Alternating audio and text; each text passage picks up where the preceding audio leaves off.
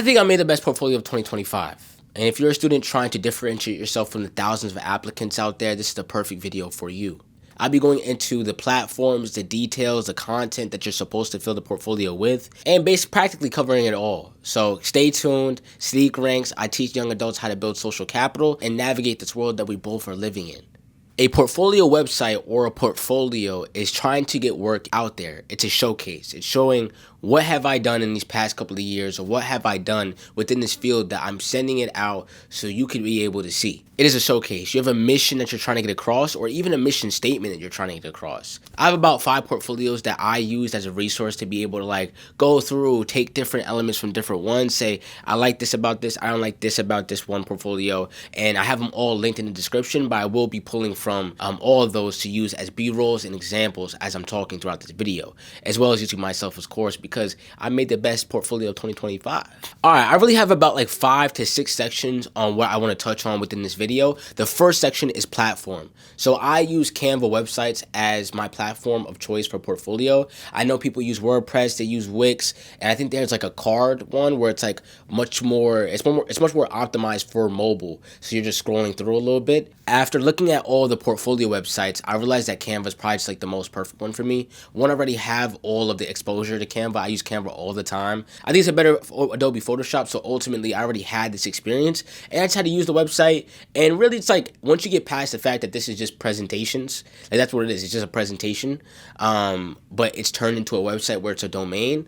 Really, all you need if you're just trying to show some stuff is that type of portfolio or that type of website, and it takes 3 times less the amount of work that an actual website would need to take, or the amount of money, right? Because you're going to need to create your own domain, which is going to cost money, but then also you're going to need a web developer, or spend all that time equals money, labor, in creating that website. I think Canva websites is a perfect platform to use, but I wouldn't recommend it for e-commerce or an actual business, low-key. You might want to actually create a website. This is to get your name out there. Second category, very important, probably the most important, is that you have to have a goal in mind, right? So if I'm creating this portfolio, what are you creating it for? An example of that would be, I want to show my work off for potential employers and maybe potential customers if I run my own type of business as well. I, Saadiq, want to get hired primarily doing content or strategy, but I'm also open to taking finance roles, in which my portfolio kind of shows that. So you can see that these goals are getting hit on, but also I am a person that is in 2 different fields. I'm interdisciplinary, one between financial roles and one between media roles. Mine's a little bit different than all the other resources that I'm using because they didn't have the same type of path that I have. So you have to make sure you're tailoring it to you. I could have just made a complete business portfolio or a complete media portfolio, but I'd be leaving out a deep part of me that I feel like is worth noting, that this is a kind of double path that I've taken, and I want to show that in my portfolio because this is my skill, this is my bag. Okay, now that you have your goal, build your staple pages around. Now this might be a lot more field focused or your goal focused, right? That's why it's important to have your goal first. You got to outline that. What do you need to hit on? And now these are the staple pages that are going to be the metrics of your page for real. So I know I am a business media strategist. So I need to have a business and a media page at least. I know that a lot of my qualitative skills are going to be public speaking. It's going to be talking, sales. So I need to have a page that represents this type of feeling, right? So I have a public speaking page, I have a business page, I have a media page, and within that you have projects and stuff like that, and I also have a skills page, right? So these are different tailored pages that represents my personality but also represents my goal. So if your goal is to get hired, you'll probably need a skills page, right? If your goal is to showcase that you're a filmmaker, as a filmmaker, there's already prerequisites that already come with that, right? If you're a filmmaker, you're probably going to be a cinematographer. If you're a filmmaker, you probably know how to produce and or script, right? You don't need to really list that out because all you need to do is just show your films and say, this is what I did on this film, this is what I did on this film, this is what I did on this film. I'm about to bring off some examples because some people will be like, all right, well, this doesn't pertain to my field. If you're a marketing professional, you probably want to show case studies. If you're a journalist, you probably want to show articles. If you're an actor, you probably want to show self-tape. If you're in comp sci, you probably want to show project breakdowns by coding languages. If you're a project manager, how do I take this first project from inception and now actually A/B test it and make sure that it's all the way good by the time we come and launch, right? These are pages in which you should have tailored for your own thing. This girl named Cam, I think her last name is Buttrick, that I saw on LinkedIn, she has a fire portfolio.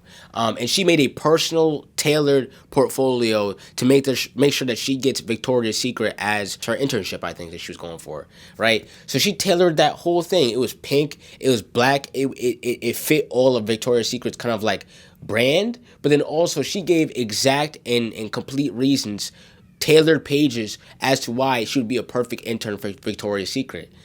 She was probably one of my biggest inspirations for my portfolio because she was like, I was like, damn, like people are making these portfolios cool. They're making these portfolios like smooth, like very Gen Z smooth.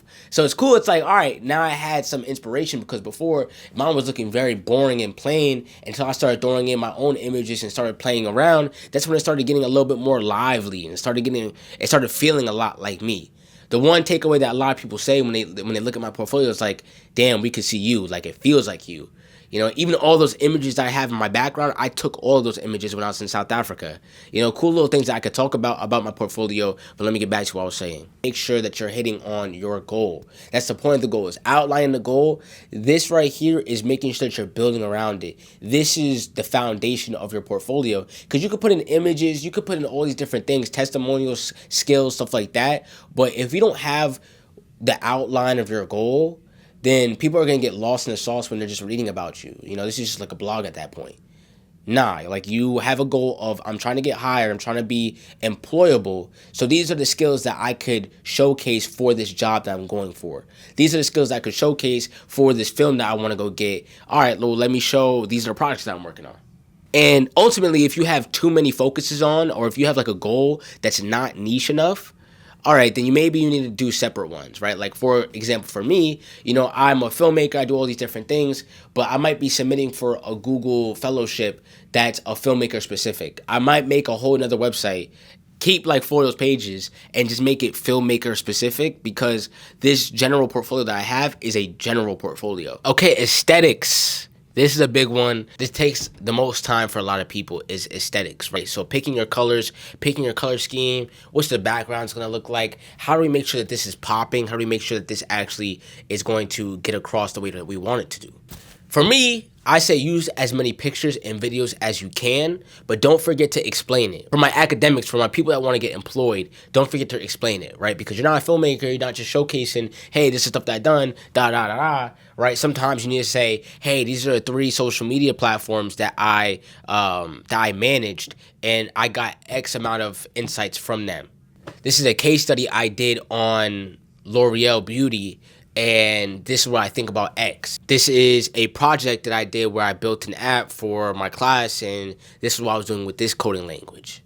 Finance. These are the stock pitches that I did for X company doing this, and this is what the stock did post at. These explanations, the reason why I'm saying this is because these are explanations now. Like, this is not just a picture and then text, picture and then text. But these are different ways that you could show on aesthetics, pictures and videos. Keep it just like your resume though. Like, add the metrics, add the numbers, add what you did for this project and what the project did for the company, what the project did for you, what it did in general, did it work out. Stay consistent with colors, right? Like, my portfolio has a lot of earth tones, right? Because of the pictures I used beforehand. Bella's is beige, but it looks very nice when it comes to, and it's very consistent. It's very seamless. Hers is probably one of the most seamless Canva projects that Canva websites that I saw. Efez is a little bit out of the box a little bit. You see like the rocket and it moves around. Like, this is pretty cool. It's pretty cool things that like show your personality, show your authenticity, show your aesthetics. And let's say like if you're a marketing professional, which a lot of portfolio, if you're a marketing, you probably need to do a portfolio. A lot of marketing professionals need to show their brand.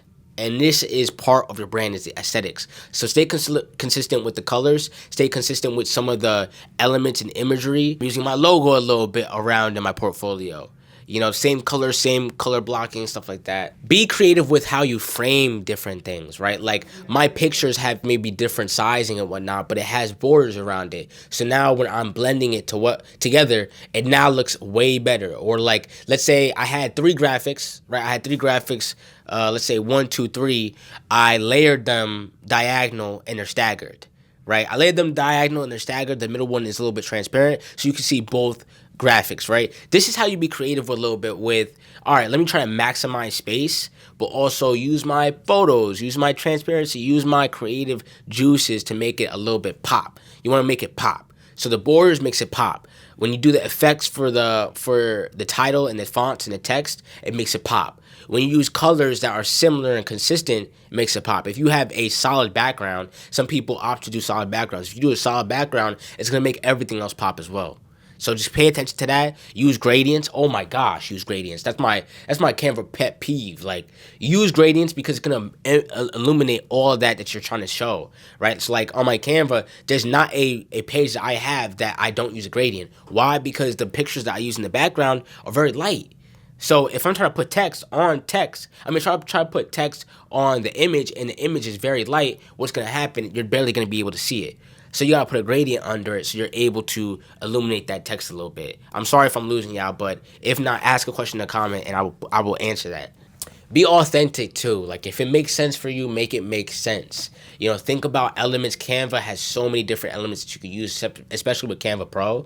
So just be a little bit creative. Like I got the phone imagery from Aaliyah. Shout out Aaliyah. She smoked that, right? So I was like, okay, let me use that a little bit, and let me use my own different flares and my own authenticity. Oh, animations. Use animations too. Very cool.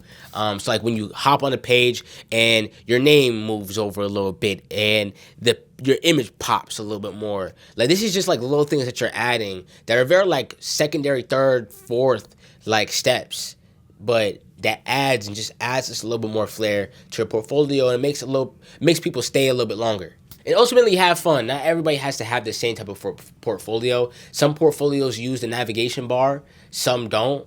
Some are directly tailored to the job that they want. Some aren't. Some are very general. Some are very specific. You make it you. And I would urge y'all that when you go and look at these different portfolios, make sure that you're not like sticking to it. Do not steal from my portfolio and everybody else's portfolios. Take ideas, take different things, but you want you to flood into that portfolio. If it's not you, people are going to read that and smell inauthenticity. So make sure you're using it as a guide. Do not use it as the end-all, be-all. Little cool things to add that I thought of when I was scripting this. So, testimonials. I saw that in, I think, Cam's and the other girl, Talia, I think her name is. Their portfolios, testimonials, that's pretty cool. So if you have people in your internship that you know mess with you, if you have people from your hometown, from your club, from organizations that would put a LinkedIn recommendation is the same thing as your portfolio testimonial.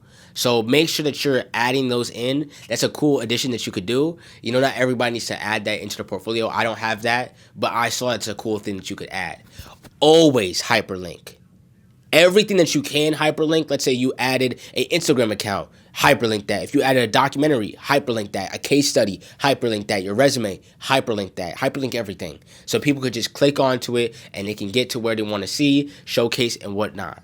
Keep the domain name very minimal. So if you can, just put your name, right? You don't need to show, you don't need to say create a portfolio probably. Like if they know if it's your name, it's probably a portfolio. It's probably you're showing them work anyway. So it's not, you don't need to put portfolio. Try to keep it minimal, keep it nice. The best advice that I could get is just spend time.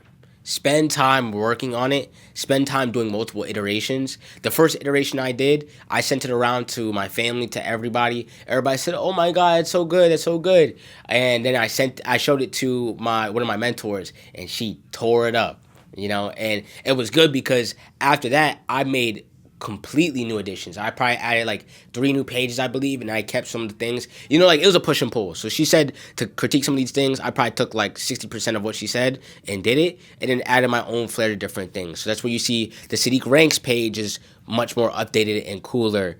My public speaking is a little bit more robust. So now I have 2 more additions to that, and I added a skills page, so it sums up my portfolio very well. I broke it down through qualitative and technical, and that's what I did. It's important for y'all to spread your wings right now. Job market is, as this world is getting a little bit more tighter, it feels that the economy is getting a little bit more tighter. Be creative and spread your wings into multiple different directions, and a portfolio does that, because all you need to do is, when I go into LinkedIn, I find their name under the job that I'm applying for. I go, okay, this is in my network, this makes sense. Okay, let me hit them up. Hi, my name is X. Oh, hi, X. My name is Saadiq, and I'm studying media. Please check out my portfolio. I would love to get some time on your calendar to check out this role, right? So when they go see my portfolio, okay, I don't even have to explain myself anymore. You see what I'm doing. Like, you see that I'm not BSing anymore. I upload weekly. I do all these different things. Now I'm showcasing that. Because the point of a portfolio is a showcase. You're supposed to differentiate yourself from others and the thousands of applicants. And I believe with this Create a Portfolio video and these resources I gave linked down below, you'll be perfect for that. Saadiq Ranks, Creative and Corporate, here to teach y'all social capital, so it's easier when you're navigating this world that we're both living through. I got fire videos coming in the tuck. It's getting warmer, so now I get to actually like put my real stuff in. So I had probably 3 videos just sitting on the sideline that I already had half scripted, but I wasn't able to do much because I can't go outside. So all these social capital videos is gonna branch out a little bit more into a little bit more pop cultural social capital videos, but still you're gonna get this element of information, you get this element of collective knowledge, man.